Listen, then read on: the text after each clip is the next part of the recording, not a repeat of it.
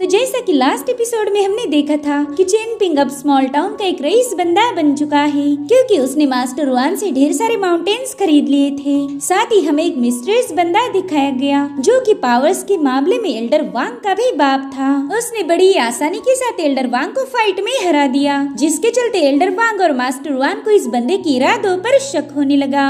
अब आगे तो ओपनिंग सीन में हमें माउंटेन्स का मैप दिखाया जाता है। मास्टर वान चेनपिंग से कह रहे थे कि तुमने शियान काओ, शुआनफिंग, माउंटेन पर्ल, पाओलुशाई इतने सारे माउंटेन्स खरीद लिए हैं। ये सारे के सारे माउंटेन्स जबरदस्त लोकेशन पर हैं। ये बात तो माननी होगी कि तुम्हारी पसंद का कोई जवाब नहीं। और तभी उनकी नजर पड़ती है लॉस्ट माउंटेन पर। ये भी चेनपिंग ने खरीद लिया था। मास्टर वान उससे पूछते कि चेनपिंग, ये तो डेली डायनेस्टी का फॉरबिडन माउंटेन माना जाता है, फिर तुम्हें इसे खरीदने की आइडिया कहाँ से मिली? अब चेनपिंग मास्टर वान को कैसे बताएगा कि उस माउंटेन पर ही तो उस परिंदे ने अपना पेट साफ किया था। और तभी शुई ने आकर उन्हें डिस्टर्ब कर दिया। उस मैप को समेटते हुए कह रही थी कि फादर, चेनपिंग ने जो भी माउंटेन सिलेक्ट किया है उन्हें बेचने की प्रोसेस कंप्लीट कीजिए, मैं भी इसमें आपकी मदद करूंगी। शुई तो चेनपिंग के लिए काफी ज्यादा खुश थी। साथ ही साथ मास्टर वान भी चेनपिंग की चालाकी से इम्प्रेस हो गए। वो कहते, चेनपिंग, इतने सारे माउंटेन्स खरीदने के बाद भी तुम्हारे पास थोड़े बहुत कॉपर कॉइन्स बचे होंगे, तो मैं तुम्हारे लिए टाउन में 2 शॉप्स ढूंढ लेता हूँ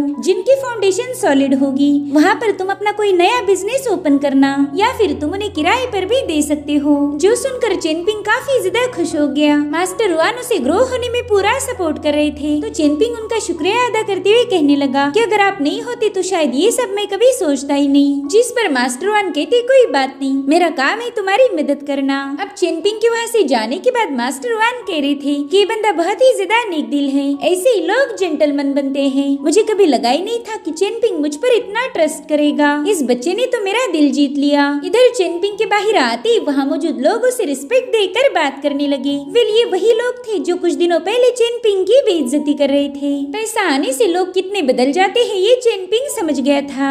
अब उसे मास्टर वान ने कई बातें याद आने लगी। उन्होंने उसे बताया था कि माउंटेन्स और शॉप सब कुछ रेडी हो जाएगा, जिसके बाद तुम्हें बस आराम से बैठकर पैसा गिनना है। तुम फिर शादी भी कर सकते हो, तुम्हारे बीवी बच्चे कभी परेशान नहीं होंगे। जैसी मुश्किलें तुमने बचपन में झेली थी वैसा उनके साथ नहीं होगा। मैं मास्टर वान तुमसे वादा करता हूँ कि मैं हमेशा तुम्हें और तुम्हारी फैमिली को प्रोटेक्ट करूंगा। साथ ही साथ तुम्हारी गैर हाजिरी में तुम्हारे बिजनेस का भी ध्यान रखूंगा। तुम्हारे पास पावर्स नहीं है, इसलिए तुम्हारे लिए सेफ रहना ही सबसे ज्यादा इम्पोर्टेंट है। मैं जानता हूँ तुम सेंट जीशांग के काफी ज्यादा क्लोज थे, अब उनके जाने के बाद तुम उन्हें मिस करते हो। वेल, ये एक ह्यूमन नेचर है, मगर तुम सेंट जीशांग के बारे में ज्यादा मत सोचो। तुम जितना उनके बारे में सोचोगी तुम्हें उतनी ही ज्यादा तकलीफ होगी। उनके साथ क्या हुआ, वो कहाँ पर है, ये सारी बातें भूल जाओ। तुम्हें वो सब जानने की कोई जरूरत नहीं। चेनपिंग खुश तो था, मगर सेंट जीशांग के लिए थोड़ा सा परेशान भी। और तभी एल्डर वांग उससे मिलने पहुँच गए। वो उसे बता रहे थे कि तुमने बॉक्सिंग की प्रैक्टिस करके अपनी बॉडी में मौजूद 10 वाइटलिटी पॉइंट्स को अवेकन किया है। ये तुम्हारे लिए काफी ज्यादा मुश्किल टास्क था,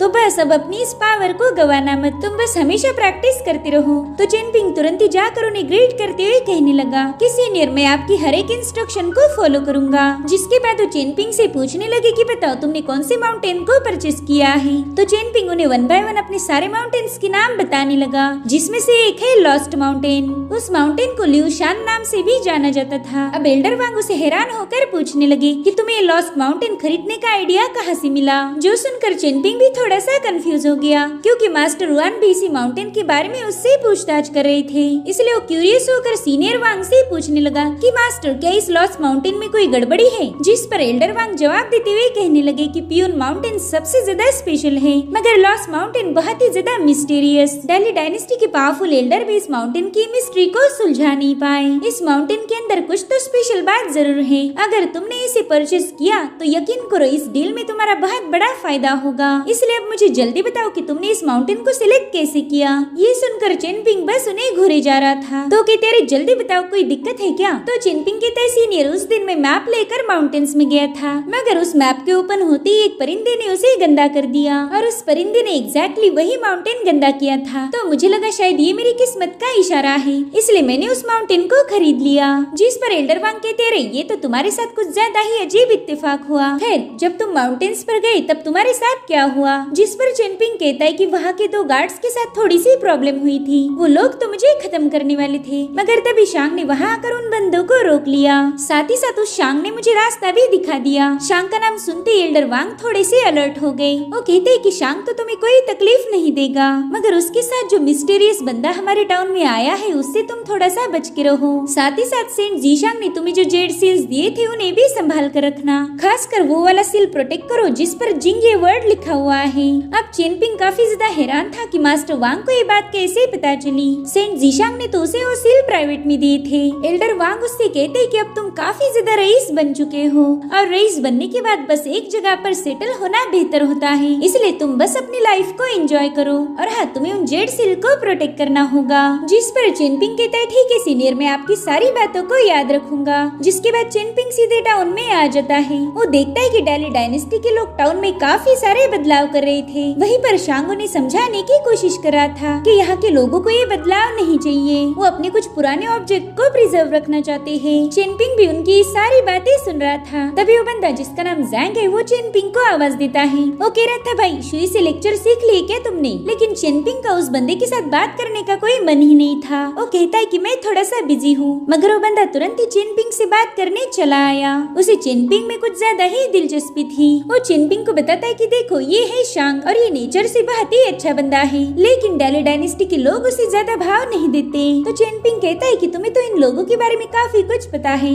आखिर तुम हो कौन? जिस पर वो कहता है कि मेरा नाम है जैंग, तुम मुझे मास्टर जैंग भी बुला सकते हो। वैसे मेरा एक दूसरा भी नाम है, जो लोग मुझसे डरते हैं वो मुझे लायन बुलाते हैं। यहाँ पर वो चेनपिंग को डराने की कोशिश कर रहा था। जिसके बाद वो दोबारा से नॉर्मल होकर चेनपिंग से कहने लगा कि क्या तुम मुझे सॉन्ग जिनशिन के घर ले जा सकते हो? मगर चेनपिंग उससे दूर हटते हुए कह रहा था कि मुझे मास्टर वान की मदद करने जाना है, अगर मुझे देर हुई तो मास्टर वान मुझे ढूंढते हुए यहाँ पहुँच जाएंगे। मगर जैंग चेनपिंग का पीछा छोड़ने के लिए तैयार ही नहीं था। वो कहता है भाई शायद तुम्हें लग रहा है कि मैं एक खतरनाक बंदा हूँ, मगर ऐसा बिल्कुल नहीं। चलो मैं तुम्हें एक बात बताता हूँ, दरअसल वो सॉन्ग जिनशिन है ना, मैं उसके छोटे भाई का अच्छा दोस्त हूँ। सॉन्ग जिनशिन उससे मिला ही नहीं था, तो उसका छोटा भाई सॉन्ग जिनशिन को लेकर काफी ज्यादा क्यूरियस है। उसने मुझे बोला था कि स्मॉल टाउन में जाकर मेरे भाई का घर देख के आओ और मुझे बताओ कि वो स्मॉल टाउन में कैसे रहता था, और यही वजह है कि मैं सॉन्ग जिनशिन का घर देखना चाहता हूँ, ताकि जब मैं डेली डायनेस्टी वापस जाऊंगा तब उसे सॉन्ग जिनशिन के घर के बारे में बता पाऊँ। मगर चेनपिंग उसकी बात मानने के लिए तैयार नहीं था। वो कहता है कि मैं फिलहाल काफी ज्यादा बिजी हूँ, इसलिए तुम्हें वहाँ नहीं ले जा सकता, लेकिन अब मैं तुम्हारी बात नहीं मान रहा, इसके लिए तुम मेरे सामने मुश्किलें खड़ी मत करना। तो जैंग कहता है भाई क्या तुम्हें मैं वैसा बंदा दिखता हूँ? कुछ लोग होते हैं जो कि जरा जरा सी बात पर किसी की फैमिली को भी पनिश करते हैं, मगर मैं वैसा बिल्कुल नहीं हूँ। जिसके बाद वो चेनपिंग के कंधे पर हाथ रखने चला गया, लेकिन चेनपिंग उसका हाथ रोकते हुए कहता है कि तुम चेहरे से जितने मासूम लगते हो उतने तुम हो नहीं। तो जैंग कहता है ठीक है यार, मैं किसी और से एड्रेस पूछ लूंगा। तो चेनपिंग कहते हैं तुम्हारे पास सॉन्ग जिनशिन के घर की चाबी नहीं है, फिर तुम वो घर कैसे चेक करोगे? तो जैंग कहता है कि मुझे चाबी की कोई जरूरत नहीं। अब चेनपिंग को लग रहा था कि इस बंदे ने घर का ताला तोड़ दिया तो सॉन्ग जिनशिन मुझ पर ही इल्जाम लगाएगा, इसलिए वो जैंग को सॉन्ग के घर तक ले जाने के लिए तैयार हो गया। मगर वो कहता है कि मुझसे वादा करो कि तुम उस डोर को ओपन नहीं करोगे। जो सुनकर जैंग उससे प्रॉमिस करता है कि वो चेनपिंग को बिल्कुल मुसीबत में नहीं डालेगा। जिसके बाद ये लोग सॉन्ग जिनशिन के घर के सामने पहुँच गए। उसके घर के दरवाजे पर स्प्रिंग फेस्टिवल का प्लेट्स लगा हुआ था, जिसे चाइनीज कल्चर में एक तरह की ब्लेसिंग माना जाता है। तो जैंग उसे निकालने की कोशिश करने लगा, मगर चेनपिंग उसे रोक लेता है। वो कह रहा था कि न्यू ईयर तक इसे हटा नहीं सकते, वरना बहुत बड़ा बैड लक होगा। खैर अब तो तुम सॉन्ग जिनशिन के घर में दाखिल नहीं हो सकते, इसलिए तुम मेरे घर चलो, मैं तुम्हें बढ़िया वाली चाय पिलाता हूँ। मगर तभी जैंग देखने लगा कि चेनपिंग के घर की हालत तो बद से बदतर है। वो कहने लगा भाई तेरे घर की कोई गारंटी नहीं, पता चले हम चाय पी रहे और ये हम पर ही कोलैप्स हो गया, और मैं अपनी लाइफ की आखिरी चाय फिलहाल तो बिल्कुल भी पीना नहीं चाहता, इसलिए अब मुझे यहाँ से जाना होगा। जिसके बाद वो चेनपिंग को गुड बाय बोलकर वहाँ से निकल पड़ा, लेकिन उसने वहाँ से जाते हुए स्प्रिंग कॉपलेट्स को हटा दिया था ताकि वो चेनपिंग को चिढ़ा पाए। चेनपिंग सोचता है कि पता नहीं ये बदतमीज बंदा है कौन। अब जैंग सीधा ली मेंशन पहुँच गया। शांग उसे वहाँ देख कर ही ग्रीट करता है, तो जैंग ने उसके हाथ में वो कपलेट थमा दिए। शांग उससे पूछ रहा था कि सीनियर आपको ये कपलेट्स कहाँ से मिले? इस पर की हैंड राइटिंग तो काफी ज्यादा अट्रैक्टिव है। तो जैंग उसे बताता है कि सॉन्ग जिनशिन की लिखावट है। जिस पर शांग कहने लगा कि सीनियर आप इन कपलेट्स का क्या करने वाले हो? तो कहता है कि इसका नाम बदलने का वक्त आ चुका है। दरअसल मैं तुम्हारे भाई को एक अच्छा सबक सिखाना चाहता हूँ। अब यहाँ पर हमें पता चला कि शांग ही सॉन्ग जिनशिन का छोटा भाई है। जैंग कह रहा था कि तुम उस सॉन्ग जिनशिन से काफी ज्यादा काबिल हो, मगर फिर भी तुम्हारी जगह पर उसे ही ज्यादा रिस्पेक्ट दी जाती है। जिस पर शांग कहने लगा कि सीनियर लोग ऐसा नहीं मानते, उन्हें लगता है कि मेरा भाई मुझसे ज्यादा इंटेलिजेंट है। तो जैंग कहता कहता है कि ठीक है, कुछ ही दिनों में उन्हें सच्चाई पता चल जाएगी। वैसे अब थोड़ी देर में यहाँ पर हमसे कोई मिलने आने वाला है। अब ये सीन यहीं पर कट होके हमें बाओपिंग दिखाई जाती है, जो कि सीधे जाकर चेनपिंग के गले लगकर रोने लगी। चेनपिंग को तो समझ ही नहीं आ रहा था कि बाओपिंग को आखिर हो क्या गया है, तो रोते हुए कहने लगी कि सीनियर माँ मर चुके हैं। ये सुनकर चेनपिंग काफी ज्यादा शॉक हो गया। बाओपिंग उसे बता रही थी कि उन्होंने मरने से पहले मुझे तुम्हारे पास आने के लिए बोला था। अब बाओपिंग के साथ क्या हुआ ये जानने के लिए हमें कहानी में थोड़ा पीछे जाना होगा। दरअसल स्मॉल टाउन से थोड़ी दूरी पर आने के बाद ये लोग एक जगह पर रुक गए थे, जहाँ पर लांग सीनियर माँ से कह रहा था कि मुझे आपसे एक जरूरी बात करनी है, लेकिन हम बच्चों के सामने वो डिस्कशन नहीं कर सकते। इसलिए सीनियर माँ और लांग बच्चों से काफी दूर जंगल में पहुँच गए। लांग कह रहा था, सीनियर मैंने आपसे वादा किया था कि सेंट जीशांग के बाद अकेडमी के हेड की पोजीशन आपको मिलेगी, मगर अब उसमें थोड़े से चेंजेस हो चुके हैं। जो सुनते ही सीनियर माँ कंफ्यूज हो गए। वो लांग से पूछते कि तुम कौन सी चेंजेस की बात कर रहे हो, कहीं मुझे हेड की पोजीशन देकर तुम्हें पछतावा तो नहीं हो रहा। जिस पर लांग के तारे नहीं सीनियर, वैसी कोई बात नहीं। दरअसल मुझे डाली डायनेस्टी के लॉर्ड से खबर मिली है, वो लोग प्यून माउंटेन में एक नई अकेडमी बनाने वाले हैं। लगभग 50 सालों के अंदर ही वो अकेडमी 72 अकेडमीज के टॉप पर पहुंच जाएगी, मगर वहाँ पर पढ़ाने वाला कोई नहीं और बिना टीचर के तो कोई स्कूल टॉप पर नहीं पहुँच सकता। जिस पर सीनियर माँ कहने लगे कि शायद तुम ये चाहती हो कि मैं मेरी शानिया अकेडमी छोड़कर उस नए सेक्ट में चले जाऊँ। तो कहते हैं, हाँ सीनियर, मेरे ख्याल से आपने अभी यहाँ से निकलना चाहिए, क्योंकि प्यून माउंटेन यहाँ से काफी ज्यादा दूर है। वहाँ पर आप हमारे नए अकेडमी के मास्टर बनोगे। वैसे भी ये नई अकेडमी आपकी शानिया अकेडमी से बेहतर होगी। इधर बच्चे थोड़े से परेशान हो गए।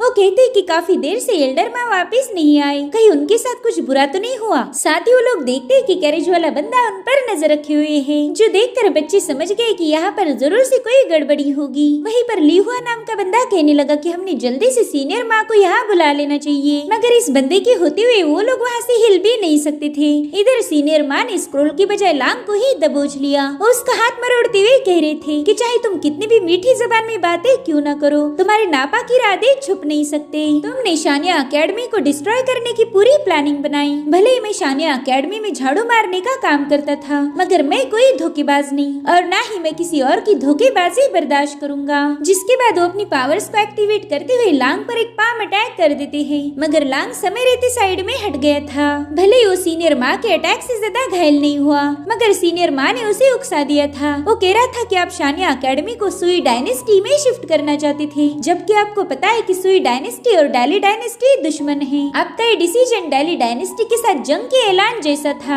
आप सुई डायनेस्टी में जाकर वहाँ के मास्टर बनना चाहते हो, जबकि आपको पता है कि डाली डायनेस्टी बिल्कुल बर्दाश्त नहीं करेगी। जिस पर सीनियर माँ कह रहे थे कि स्कॉलर का कोई धर्म या देश नहीं होता, वो तो बस नॉलेज के साथ ही लॉयल होते हैं। हम स्कॉलर से और नॉलेज हासिल करना ही हमारा काम, चाहे फिर वो डाली डायनेस्टी में हो या फिर सुई डायनेस्टी में, इससे हमें कोई फर्क नहीं पड़ता। हमारे लिए तो ये सारी डायनेस्टीज एक जैसी है। जिस पर लांग कहता है, वाह सीनियर, आपने तो बहुत बड़ी बात कर दी, लेकिन मेरे सामने ये सब नहीं चलेगा। इधर बाओपिंग और उसके दोस्तों ने मिलकर बड़ी चालाकी से उस कैरेज वाले बंदे की धुलाई करना शुरू कर दी और फिर मौका मिलते ही बाओपिंग सीनियर माँ को ढूंढने वहाँ से चली गई थी। इधर सीनियर माँ और लांग एक इल्यूजनरी वर्ल्ड में थे, जहाँ पर कई सारे वुडन स्क्रोल से। लांग वहाँ पर पानी की एक बहुत बड़ी लहर क्रिएट करते हुए कहने लगा कि नॉलेज हासिल करना गलत नहीं है, मगर उस नॉलेज का फायदा दूसरे कंट्री के लिए करना गलत बात है। इधर सीनियर माँ ने स्प्रिंग ब्रीज टेक्निक का यूज करते हुए लांग के अटैक को कुछ ही पलों में डिस्ट्रॉय कर दिया। लांग कह रहा था कि स्प्रिंग ब्रीज तो सेंट जीशांग की पसंदीदा टेक्निक थी,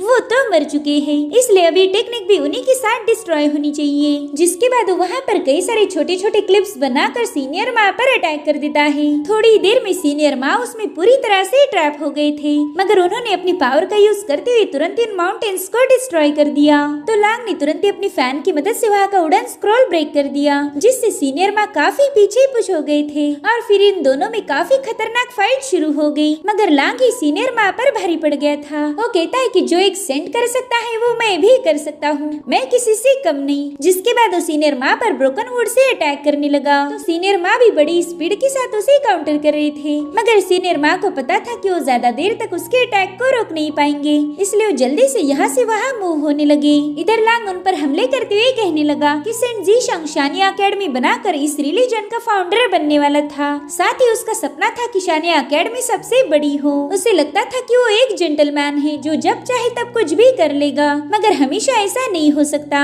उसने मार्शल आर्ट के रिलीजन को बदलने की कोशिश की। वो एक नया ही नॉलेज दुनिया को देने वाला था, मगर इससे तो इस दुनिया में काफी कुछ बदल जाएगा। जिसके बाद उसने बातों ही बातों में सीनियर माँ को बुरी तरह से घायल कर स्क्रॉल पर पटक दिया। लांग की पावर्स के आगे सीनियर माँ कमजोर पड़ गई थी। जिसके बाद लांग ने उन्हें चोक करना शुरू किया। सीनियर माँ उससे पूछते कि बताओ तुम किसके लिए काम करते हो, जिस पर लांग कहने लगा, अरे सीनियर आपने तो अंदाजा लगा लेना चाहिए था, आप उस बंदे को अच्छे से जानते हो। जिसके बाद वहाँ का इमेजिनरी वर्ड अपने आप गायब हो गया। सीनियर माँ को समझ आ गया था कि लांग किसके लिए काम करता है, मगर उन्हें इस बात पर यकीन ही नहीं हो रहा था। लांग कहता है सीनियर शानिया एकेडमी का जो भी इनहेरिटेंस है वो सारा उन्हीं को मिलेगा, वही एक टॉप लेवल के सेंट बनेंगे। और ये सारी बातें बाओपिंग ने सुन ली थी। वहीं पर लांग ने भी उसे भागते हुए देख लिया तो सीनियर माँ को वहीं पर पटक के सीधा बाओपिंग को ढूंढने लगा। वो कहते बाओपिंग बाहर आ जाओ, देखो मैं तुम्हें बिल्कुल हर्ट नहीं करूंगा, मगर बाओपिंग वहीं पर छुप गई थी। तब तक लांग के असासिन भी वहाँ पर पहुँच गए। उसे बताते कि वो बच्ची यहाँ से भाग चुकी है, जो सुनकर लांग काफी ज्यादा भड़क गया था। वो उनसे कह रहा था कि वो लड़की किसी भी कीमत पर यहाँ से भागनी नहीं चाहिए, वरना हमारी सारी पोल खुल जाएगी। तो सभी असासिन बाओपिंग को ढूंढना शुरू कर देते हैं। इन लोगों ने पूरा जंगल छान मारा,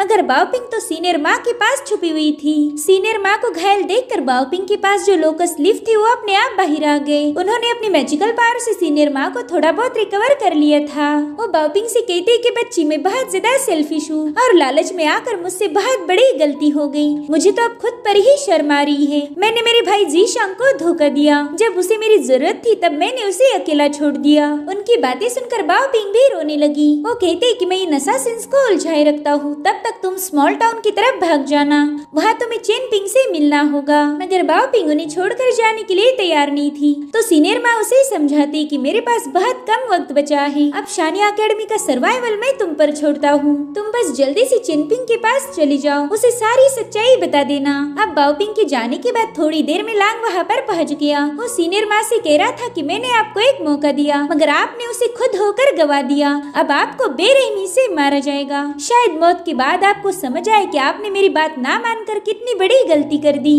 और उसी वक्त सीनियर माँ ने अपने ट्रू एसेंस को बर्न करना शुरू कर दिया, जिससे वहाँ पर बहुत ही स्ट्रॉन्ग ऑरा रिलीज हो रही थी। लांग कहता है कि अगर आपने इस तरह से ट्रू एसेंस को बर्न किया तो आपको रीइंकार्नेशन का मौका भी नहीं मिलेगा, आपकी सोल डिस्ट्रॉय हो जाएगी। तो स्टूपिड शानिया एकेडमी के लिए इतना बड़ा बलिदान क्यों दे रहे हो? वहीं पर सीनियर माँ सेंट जीशांग से कह रहे थे कि आपने शानिया एकेडमी की जिम्मेदारी मुझ पर सौंपी थी, इस उम्मीद में कि मैं आपके साथ धोखा नहीं करूंगा। आप जानते थे कि आपका वो दुश्मन आपके इनहेरिटेंस को चुराने की कोशिश करेगा। आपने हमारे एकेडमी के लिए सुई डायनेस्टी का लोकेशन चुना, क्योंकि आपको पता था कि वो बंदा वहाँ पर नहीं जा सकता, मगर मैं आपके मिशन को पूरा नहीं कर पाया और इसलिए मैं नहीं चाहता कि आप कभी मुझे माफ करो। जिसके बाद वो अपनी पावर्स को रिलीज करते हुए वहाँ मौजूद कई सारे बंदों को एक ही झटके में खत्म कर देते हैं। और फिर उन्होंने लांग पर भी एक जोरदार हमला कर दिया, जिससे वहाँ पर बहुत बड़ा ब्लास्ट हो गया था। और फिर सीनियर माँ और लांग के दरमियान जबरदस्त फाइट शुरू हो गई। इस बार सीनियर माँ उस लांग पर भारी पड़ गए थे। उन्होंने लांग को काफी पीछे पुश कर दिया था,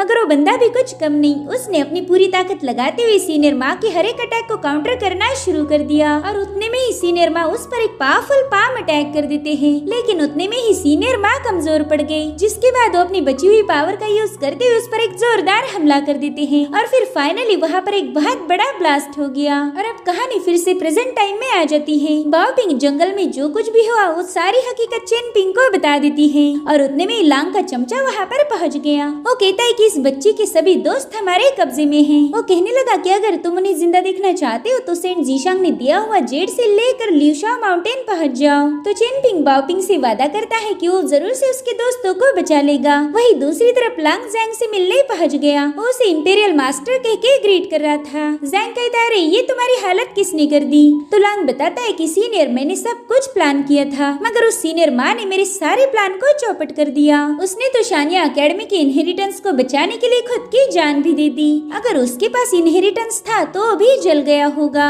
जिस पर जैंग कहता है कि सीनियर माँ बहुत ज्यादा ईमानदार था, आफ्टर ऑल वो भी मास्टर वेनशिंग का 10 सालों तक डिसाइपल था, तो भला वो अपने ही लोगों को धोखा कैसे देगा? मगर मुझे इस बात का अफसोस हुआ कि वो तुम्हें बिना खत्म किए ही मारा गया। चलो खैर कोई नहीं, वैसे भी सीनियर माँ के पास कोई इनहेरिटेंस था ही नहीं। सेंट जीशांग का उसका सारा इनहेरिटेंस इसी टाउन में है। साथ ही साथ हम जैंग के हाथों में एक जेड सील देख पाते हैं जिसमें से डिवाइन ऑरा रिलीज हो रही थी। सो गाइस यहाँ पर एक बात तो क्लियर हो गई कि लांग इस बंदे जैंग के लिए काम करता है और सेंट जीशांग की मौत के पीछे इसी का हाथ होगा। वेल इसके बारे में सारी इन्फॉर्मेशन हमें अगले एपिसोड में मिलने वाली है। फिलहाल तो सवाल ये है कि ये जेड सील जैंग के पास कहाँ से आया। तो जब ये सीरीज शुरू हुई थी तब हमने सेंट जीशांग के एक डिसाइपल जाओ याओ को देखा था। वो स्मॉल टाउन छोड़कर जाने वाला था, इसलिए सेंट जीशांग ने उसे गिफ्ट के तौर पर ये जेड सील दिया। लेकिन स्मॉल टाउन से बाहर आते ही जैंग उसके गैरेज में पहुंच चुका था। वो जाओ याओ को बता रहा था कि मैं बहुत ही खतरनाक बंदा हूँ, जो भी मेरी बात नहीं मानता मैं उसके खानदान तक को भी तबाह करता हूँ।